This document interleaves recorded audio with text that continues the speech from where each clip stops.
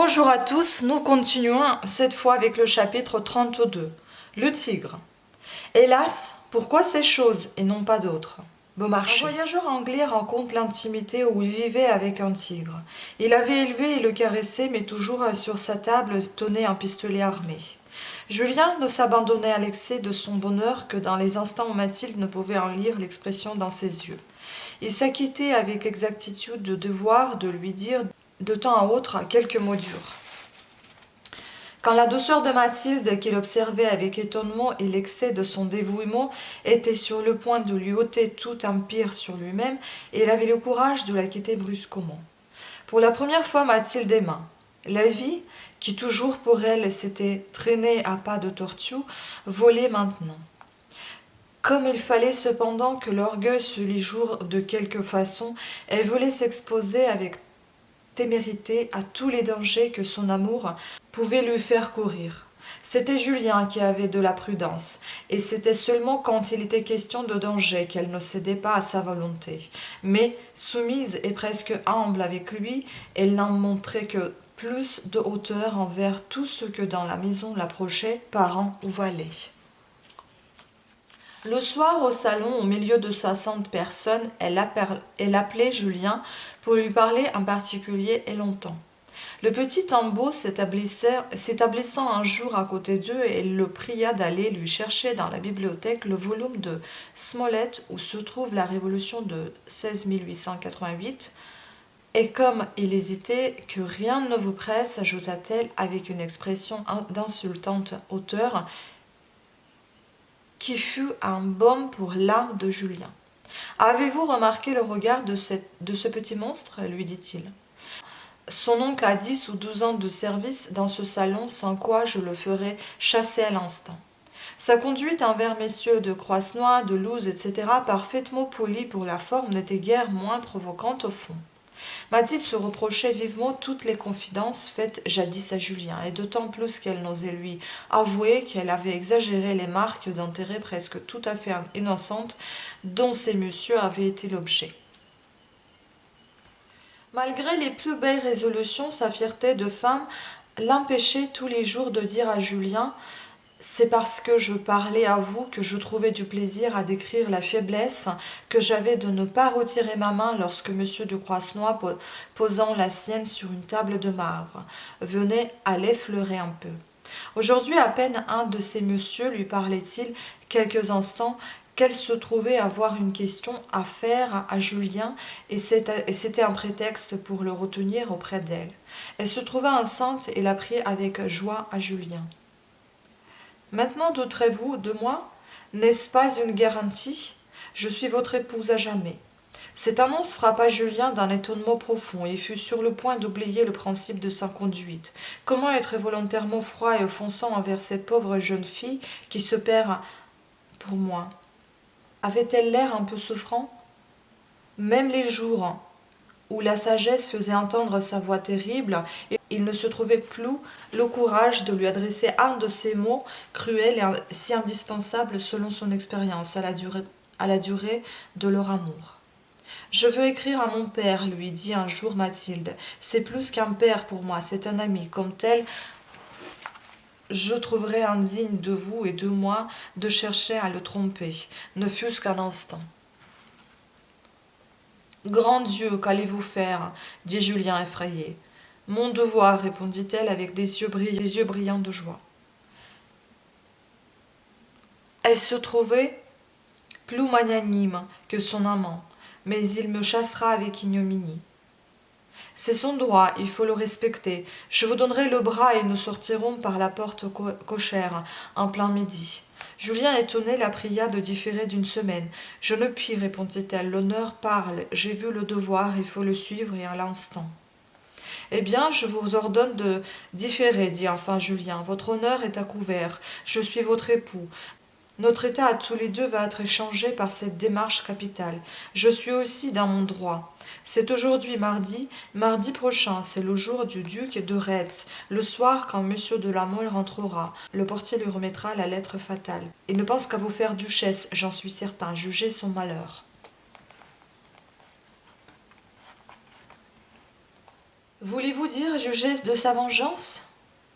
Je puis avoir pitié de mon bienfaiteur, être navré de lui nuire, mais je ne crains et ne craindrai jamais personne. Mathilde se soumit.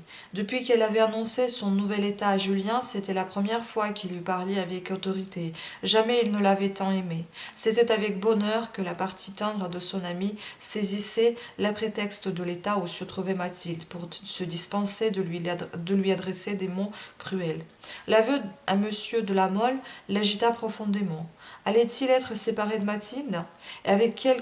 Et avec quelque douleur qu'elle le vit partir, un mois après son départ, songera-t-elle à lui.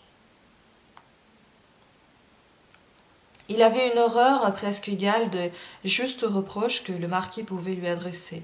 Le soir, il avoua à Mathilde ce second sujet de chagrin et ensuite, égaré par son amour, il fit aussi l'aveu du premier. Elle changea de couleur.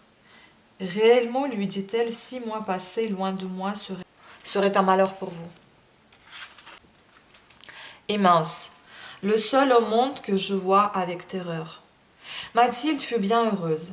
Julien avait suivi son rôle avec tant d'application qu'il était parvenu à lui faire penser qu'elle était celle des deux qui avait le plus d'amour. Le mardi fatal arriva bien vite. À minuit, en rentrant, le marquis trouva une lettre avec l'adresse qu'il fallait pour qu'il l'ouvrît lui-même et seulement quand il serait sans témoin. Mon père. Tous les liens sociaux sont rompus entre nous. Il ne reste plus que ceux de la nature. Après mon mari, vous êtes et serez toujours l'être qui me sera le plus cher. Mes yeux se remplissent de larmes, je songe à la peine que je vous cause. Mais pour que ma honte ne soit pas publique, pour vous laisser le temps de délibérer et d'agir, je n'ai pu différer plus longtemps l'aveu que je vous dois. Si votre amitié, que je sais être extrême pour moi, veut m'accorder une petite pension, j'irai m'établir où vous voudrez. En Suisse, par exemple, avec mon mari. Son nom est tellement obscur que personne ne reconnaîtra votre fille dans Madame Sorel, belle-fille d'un charpentier de Verrières. Voilà ce nom qui m'a fait tant de peine à écrire. Je redoute pour Julien votre colère, si juste en apparence. J'en serai pas duchesse, mon père, mais je le savais en l'aimant. Car c'est moi qui l'ai aimé la première, c'est moi qui l'ai séduit. Je tiens de vous et de nos aïeux une âme trop élevée pour arrêter mon attention à ce qui est ou me semble vulgaire. C'est en vain que dans le dessein de vous plaire, je songeais à monsieur de Croisenois. Pourquoi aviez-vous placé le vrai mérite sous mes yeux? Vous me l'avez dit vous-même à mon retour à hier. Ce jeune Sorel est le seul être qui m'amuse. Le pauvre garçon est aussi affligé que moi, s'il est possible de la peine que vous fait cette lettre. Je ne puis empêcher que vous ne soyez irrité comme père, mais aimez-moi toujours comme ami.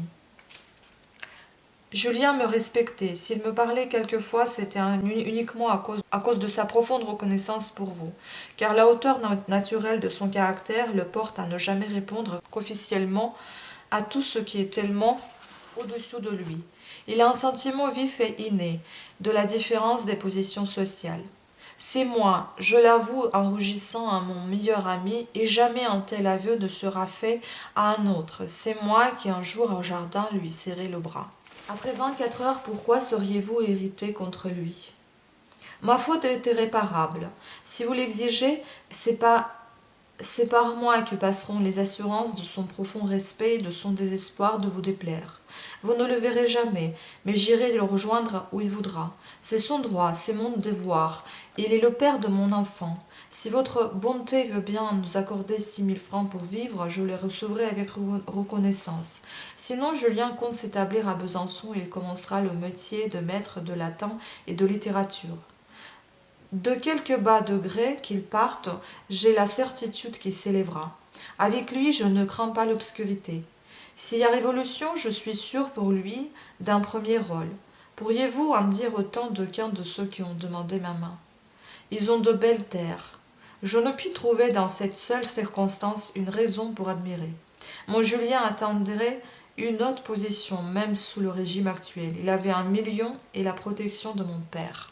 Mathilde, qui savait que le marquis était un homme tout de premier mouvement, avait écrit 8 pages. Que faire? Se disait Julien. en se promenant à minuit dans le jardin pendant que monsieur de la Mole lisait cette lettre. Où est premier mon devoir, deuxième mon intérêt. Ce que je lui dois est immense. J'eusse été sans lui un coquin subalterne, et pas assez coquin pour n'être point haï et persécuté par les autres. Il m'a fait un homme du monde. Mes coquineries nécessaires seront un, plus rares, deux, moins ignobles. Cela est plus que s'il me donnait 1 million. Je lui dois cette croix et l'apparence des services diplomatiques qui me tirent du père. S'il tenait la plume pour prescrire ma conduite, qu'est-ce qu'il écrirait? Julien fut brusquement interrompu par les vieux valets de chambre de M. de la Mole. Le marquis vous demande à l'instant, vêtu ou non vêtu. Le valet ajouta à voix basse en marchant à côté de Julien. Monsieur le marquis est hors de lui. Prenez garde. Chapitre 23. Chapitre 33. L'enfer de la faiblesse. En taillant ce diamant en lapidaire malhabile, lui a ôté quelques-unes de ses plus vives étincelles. Au Moyen-Âge, que dis-je? Encore sous Richelieu, le français avait la force de vouloir. Mirabeau. Julien trouva le marquis furieux.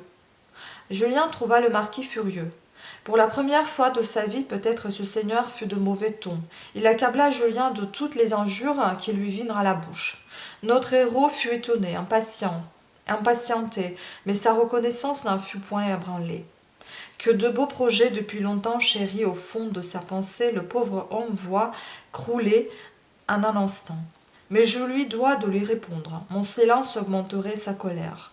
La réponse fut fournie par le rôle de Tartuffe. Je ne suis pas un ange. Je vous ai bien servi, vous m'avez payé avec générosité. J'étais reconnaissant, mais j'ai 22 ans.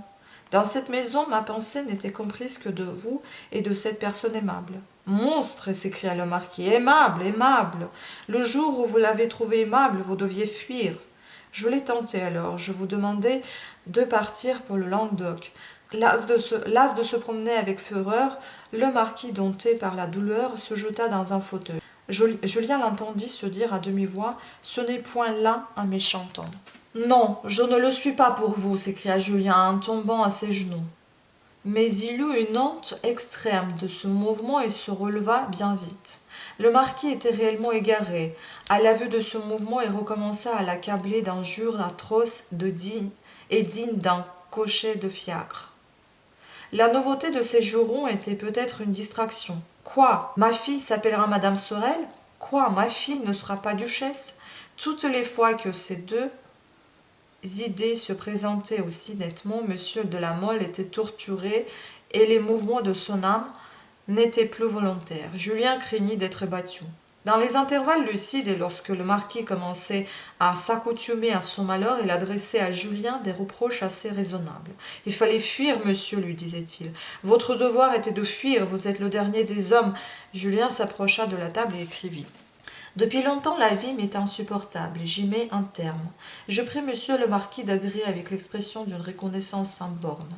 Mes excuses de l'embarras que ma mort dans son hôtel peut causer. » Que monsieur le marquis daigne parcourir ce papier. Tuez-moi, dit Julien, ou faites-moi tuer par votre valet de chambre. Il est 1 heure du matin, je vais me promener au jardin vers le mur du fond. Allez à tous les diables, lui cria le marquis comme il s'en allait. Je comprends, pensa Julien, il ne serait pas fâché de me voir épargner la façon de ma mort à son valet de chambre. Qu'il me tue à la bonne heure. C'est une satisfaction que je lui offre. Mais parbleu, j'aime la vie. Je me dois à mon fils. Cette idée qui, pour la première fois, paraissait aussi nettement à son imagination, l'occupa tout entier après les premières minutes de promenade données au sentiment du danger. Cet intérêt si nouveau en fit un être prudent. Il me faut des conseils pour me conduire avec cet homme fougueux. Il n'a aucune raison, il est capable de tout. Fouquet est trop éloigné. D'ailleurs, il ne comprendrait pas les sentiments d'un cœur tel que celui de marquis. Le comte Altamira, suis-je sûr d'un silence éternel? Il ne faut pas que ma demande de conseil soit une action et complique ma position. Hélas, il ne me reste que le sombre abbé Pirard. Son esprit est rétréci par le jansénisme. Un coquin de jésuite connaîtrait le monde et serait mieux mon fait. Monsieur Pirard est capable de me battre, seul énoncé du crime. Le génie de Tartuffe vint au secours de Julien. Eh bien, j'irai me confesser à lui. Telle fut la dernière résolution qu'il prit au jardin. Après s'être promené de grandes heures, il ne pensait plus qu'il pouvait être surpris par un coup de fusil, le sommeil le gagnait. Le lendemain, de très grand matin, Julien était à plusieurs lieues de Paris, frappant à la porte du sévère janséniste. Il trouva à son grand étonnement qu'il n'était point trop surpris de sa confidence. J'ai peut-être des reproches à me faire, se disait l'abbé, plus soucieux qu'irrité. J'avais cru deviner cet amour. Mon amitié pour vous, petit malheureux, m'a empêché d'avertir le père. Que va-t-il faire lui dit vivement Julien. Il aimait l'abbé en ce moment et une scène lui eût été fort pénible. Je vois trois parties, continua Julien. 1. Monsieur de la Mole peut me faire donner la mort, et il raconta la lettre de suicide qu'il avait laissée au marquis. 2. Me faire tirer au blanc par le comte Norbert qui me demanderait un duel. Vous accepteriez dit l'abbé furieux et se levant. Vous ne me laissez pas achever. Certainement je ne tirerai jamais sur le fils de mon bienfaiteur. 3. Il peut m'éloigner. S'il me dit aller à Édimbourg, à New York, j'obéirai. Alors on peut cacher la position de mademoiselle de la Mole, mais je ne souffrirai point qu'on supprime mon fils. Ce sera là, n'en doutez point, la première idée de cet homme corrompu. À Paris, Mathilde était au désespoir. Elle avait vu son père vers les 7 heures. Il lui avait montré la lettre de Julien. Elle tremblait qu'il n'eût trouvé noble de mettre fin à sa vie. Et sans ma permission, se disait-elle avec une douleur qui était de la colère. S'il est mort, je mourrai, dit-elle à son père. C'est vous qui serez cause de sa mort. Vous vous en réjouirez peut-être, mais je le jure à ses mains, d'abord je prendrai le deuil, et serai publiquement Madame Veuve Sorel. J'enverrai mes billets de faire part, comptez là-dessous. Vous ne me trouverez ni pusillanime, ni lâche. Son amour allait jusqu'à la folie. À son tour, M. de la Mole fut interdit. Il commença à voir les événements avec quelque raison. Au déjeuner, Mathilde ne parut point. Le marquis fut délivré d'un poids immense et surtout flatté quand il s'aperçut qu'elle n'avait rien dit à sa mère. Vers les midi, Julien arriva. On entendit le pas du cheval retentir dans la cour. Julien descendit, Mathilde le fit appeler et se jeta dans ses bras presque à la vue de sa femme de chambre. Julien ne fut pas très reconnaissant de ce transport et sortait fort diplomate et fort calculateur de sa longue conférence avec l'abbé Pirard.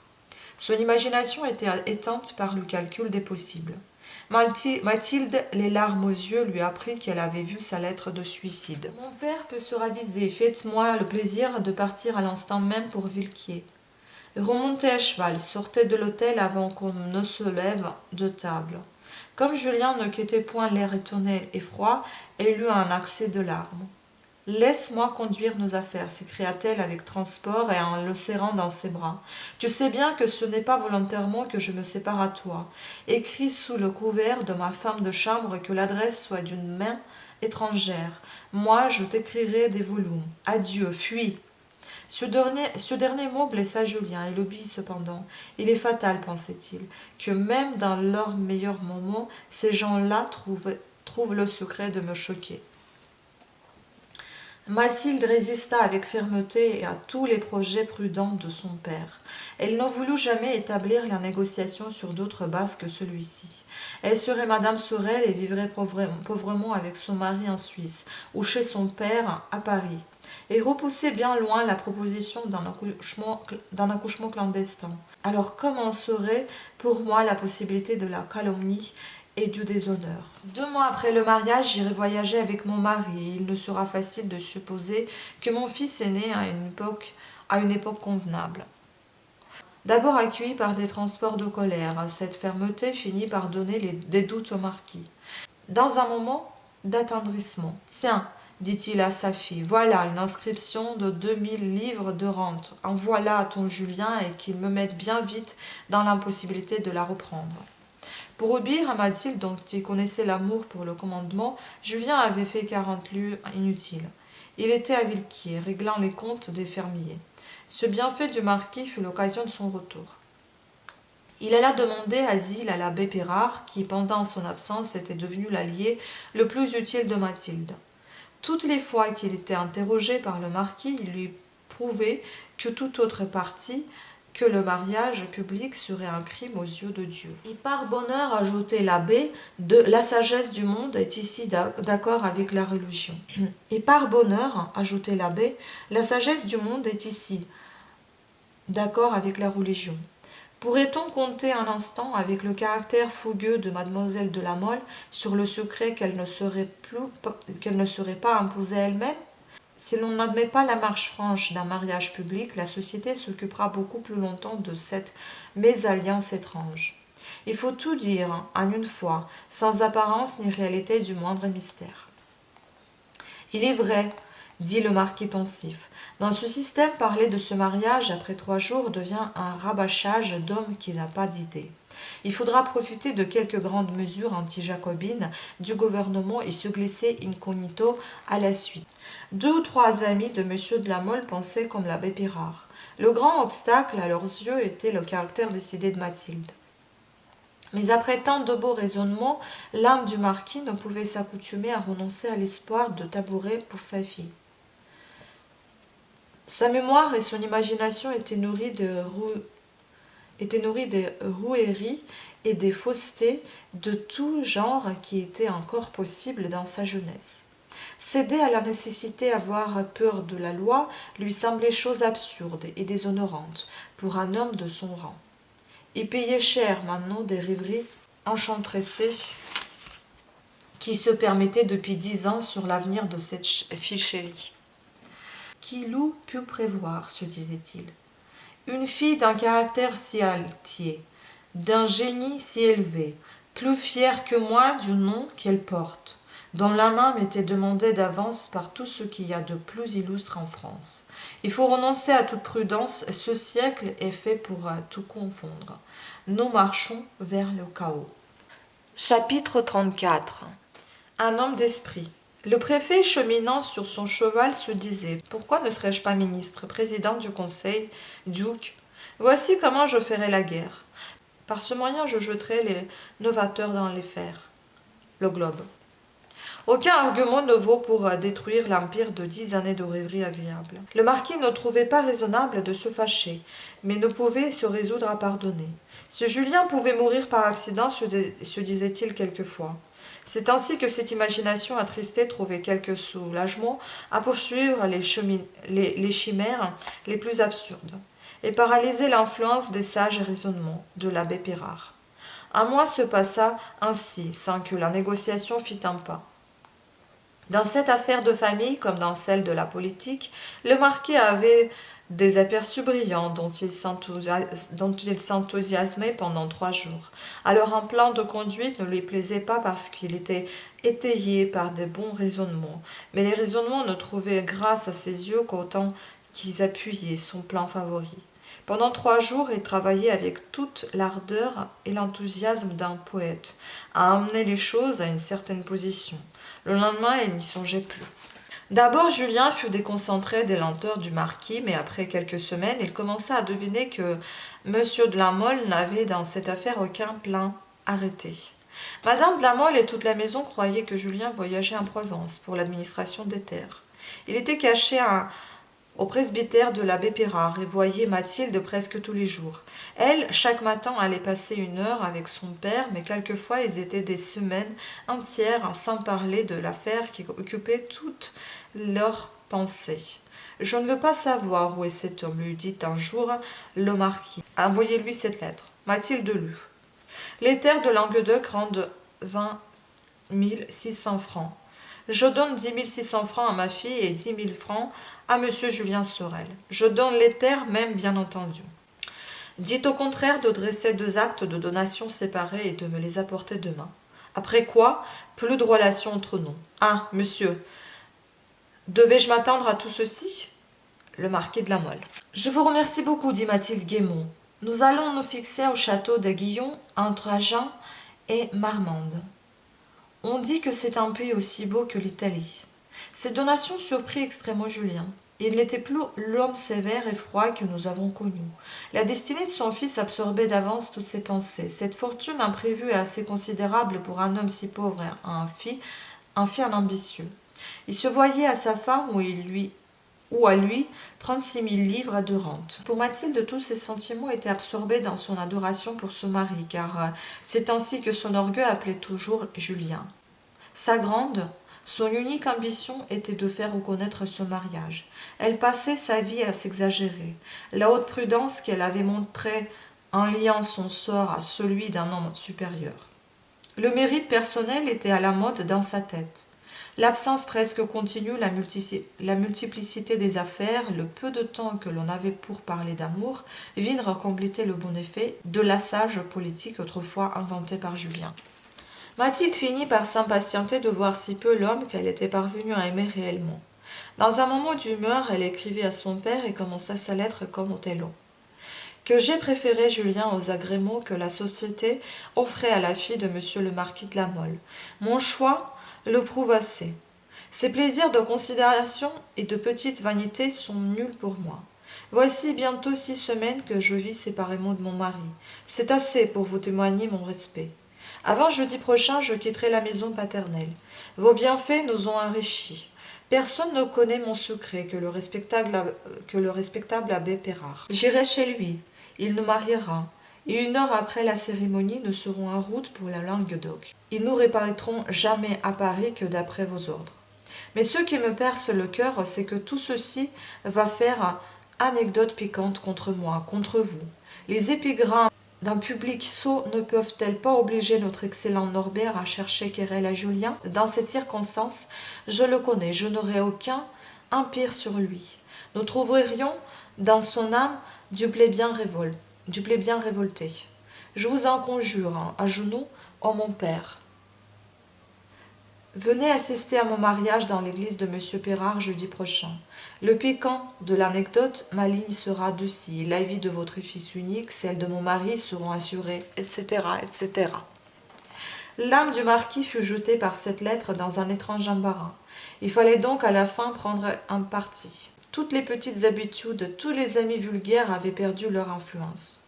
Dans cette étrange circonstance, les grands traits du caractère imprimés par les événements de la jeunesse reprirent tout leur empire. Les malheurs de l'émigration en avaient fait un homme à l'imagination. Après avoir joui pendant 2 ans d'une fortune immense et de toutes les distinctions de la cour, 1790 l'avait jeté dans les affreuses misères des émigrés. Cette dure école avait changé une âme devant 2 ans. Au fond, il était campé au milieu de ses richesses actuelles, plus qu'il n'en était dominé. Mais cette même imagination qui avait préservé son âme de la gangrène de l'heure l'avait jeté en proie à une folle passion pour voir sa fille décorée d'un beau titre. Pendant les 6 semaines qui venaient de s'écrouler, tantôt poussé par un caprice, le marquis avait voulu enrichir Julien. La pauvreté lui semblait ignoble, déshonorante. Pour lui, M. de La Mole impossible chez l'époux de sa fille. Il jetait l'argent. Le lendemain, son imagination prenait un autre cours. Il lui semblait que Julien allait entendre le langage muet de cette générosité d'argent. Changer de nom, s'exilier en Amérique, écrire à Mathilde qu'il était mort pour elle. Monsieur de La Mole se posait cette lettre écrite et suivait son effet sur le caractère de sa fille. Le jour où il fut tiré de ses songes si jeune par la lettre réelle de Mathilde, après avoir pensé longtemps à tuer Julien ou à le faire disparaître, il rêvait à lui bâtir une brillante fortune. Il lui faisait prendre le nom d'une de ses terres, et pourquoi ne lui ferait-il pas passer sa prairie? Monsieur le duc de Chaulnes, son beau-père, lui avait parlé plusieurs fois depuis que son fils unique avait été tué en Espagne, du désir de transmettre son titre à Norbert. L'on ne peut refuser à Julien une singulière aptitude aux affaires, de la hardiesse, peut-être même du brillant, se disait le marquis. Mais au fond de ce caractère, je trouve quelque chose d'effrayant. C'est l'impression qu'il produit sur tout le monde. Donc, il y a là quelque chose de réel. Plus ce point réel était difficile à saisir, plus il effrayait l'âme imaginative du vieux marquis. Ma fille me le disait fort adroitement l'autre jour dans une lettre supprimée. Julien ne s'est affilié à aucun salon, à aucune coterie. Il ne s'est ménagé aucun appui contre moi. pas la plus petite ressource si je l'abandonne. Mais est-ce la ignorance de l'état actuel de la société? 2 ou 3 fois je lui dis, il n'y a de candidature réelle et profitable que celle des salons. Non, il n'a pas le génie adroit, écoutez-le, d'un procureur qui ne perd ni une minute ni une opportunité. Ce n'est point un caractère à la Louis XI. D'un autre côté, je lui vois les maximes les plus antigénéreuses. Je m'y perds. Surépairait-il ces maximes pour servir de digue à ses passions? Du reste, une chose surnage, il est impatient du mépris, je le tiens par là. Il n'a pas la religion de la haute naissance, il est vrai, il ne nous respecte pas d'instinct. C'est un tort, mais enfin l'âme d'un séminariste devrait n'être impatiente que du manque de jouissance et d'argent. Lui, bien différent, ne peut supporter le mépris à aucun prix. Pressé par la lettre de sa fille, M. de la Mole vit la nécessité de se décider. Enfin, voici la grande question. L'audace de Julien est-elle allée jusqu'à entreprendre de faire la cour à ma fille, parce qu'il sait que je l'aime avant tout, et que j'ai 100 000 écus de rente? Mathilde proteste du contraire. Non, mon Julien, voilà un point sur lequel je ne veux pas me laisser faire illusion. Y a-t-il eu amour véritable imprévu, ou bien désir vulgaire de s'élever à une belle position? Mathilde est clairvoyante. Elle a senti d'abord que ce soupçon peut le perdre auprès de moi. De là cet aveu. C'est elle qui s'est avisée de l'aimer la première. Une fille d'un caractère si altère se serait oubliée jusqu'à faire des avances matérielles. Lui serrer le bras au jardin, un soir, quelle horreur! Comme si elle n'avait pas eu sans moyen moins indécent de lui faire connaître qu'elle le distinguait. Qui s'excuse, s'accuse. Je me défie de Mathilde. Ce jour-là, les raisonnements du marquis étaient plus concluants qu'à l'ordinaire. Cependant, l'habitude l'emporta et résolut de gagner du temps et d'écrire à sa fille, car on s'écrivait d'un côté de l'hôtel à l'autre. Monsieur de la Mole n'osait discuter avec Mathilde de lui tenir tête. Il avait peur de tout finir par une concession subite. Lettre. Gardez-vous de faire de nouvelles folies. Voici un brevet de lieutenant de hussards pour monsieur le chevalier Julien Sorel de la Vernée. Vous voyez ce que je fais pour lui. Ne me contrariez pas, ne m'interrogez pas. Qui parte dans 24 heures pour se faire recevoir à Strasbourg. Où est son régiment? Voici un mandat sur mon banquier qu'on m'obéisse. L'amour et la joie de Mathilde n'eurent plus de bornes, et voulut profiter de la victoire et répondit à l'instant. Monsieur de la Vernée serait à vos pieds, éperdu de reconnaissance, il savait tout ce que vous daignez faire pour lui. Mais au milieu de cette générosité, mon père m'a oublié, l'honneur de votre fille est en danger.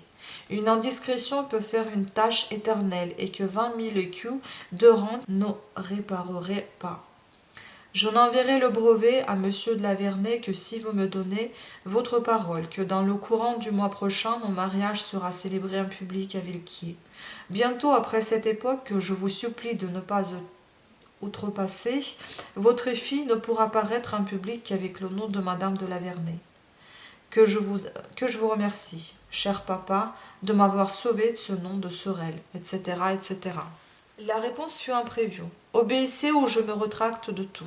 Tremblai-je en imprudente.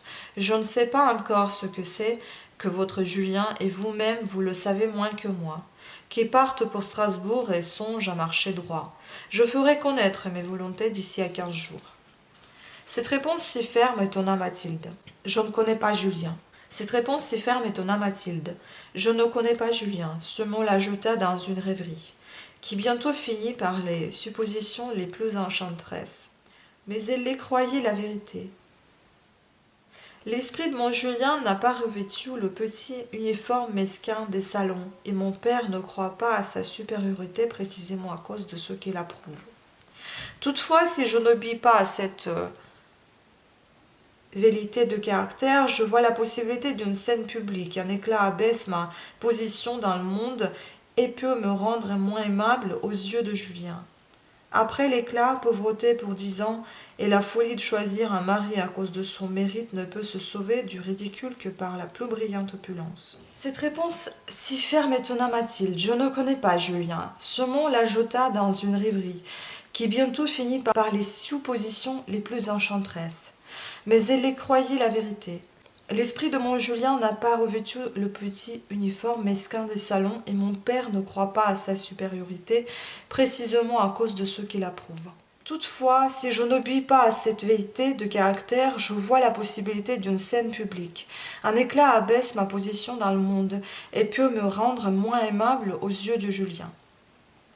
Après l'éclat, pauvreté pour 10 ans, et la folie de choisir un mari à cause de son mérite ne peut se sauver du ridicule que par la plus brillante opulence. Si je vis loin de mon père à son âge et peux m'oublier, Norbert s'épousera une femme aimable, adroite. Le vieux Louis XIV fut séduit par la duchesse de Bourgogne.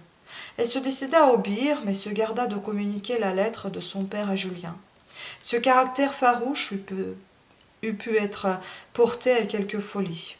Le soir, lorsqu'elle apprit à Julien qu'il était lieutenant de hussards, sa joie fut sans borne. On peut se la figurer par l'ambition de toute sa vie et par la passion qu'il avait maintenant pour son fils. Le changement de nom le frappait d'étonnement. Après tout, pensa-t-il, mon roman est fini, à moi seul tout le mérite. J'ai su me faire aimer de ce monstre d'orgueil, ajouta-t-il en regardant Mathilde. Son père ne peut vivre sans elle et elle sans moi. Voilà, on a fini pour aujourd'hui. On continuera la prochaine fois avec le chapitre 35, 36 et 37. Voilà, je vous remercie de votre attention et à très bientôt. Ciao.